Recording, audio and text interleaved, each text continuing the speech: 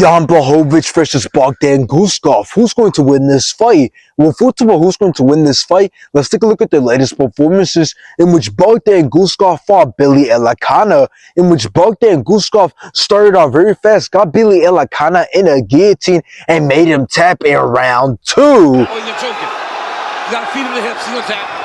There it is. You got it. That's it. And after this, Bogdan Guskov went on to fight Nikita Krylov, in which Bogdan Guskov dropped and put a lot of punishment on Nikita Krylov, and the rest enough to stop the fight in round 1.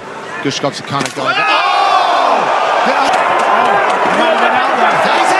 Now let's take a look at Jan Blachowicz's latest performances, in which he fought Alex Pereira, in which Jan Blachowicz started off great, but then Alex Pereira brought it back, landed some great shots and kicks, landed Jan Blachowicz, and Alex Pereira won by decision.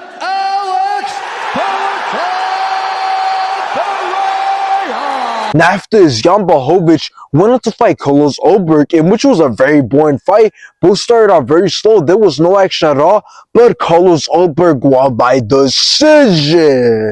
Carlos Blachowicz!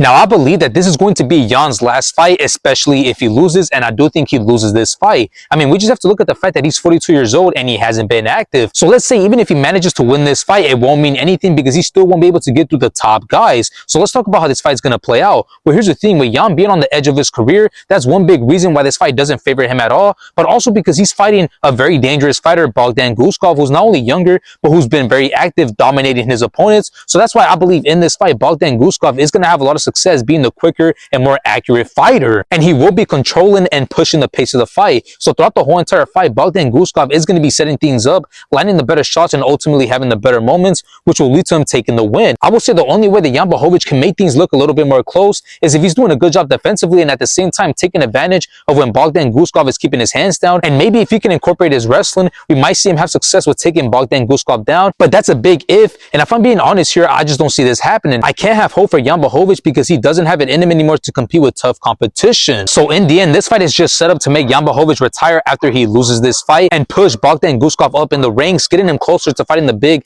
and tough names in the division. So once again, I got Bogdan Guskov winning this fight, and I wouldn't be surprised if he manages to hurt and possibly stop Jan Blachowicz.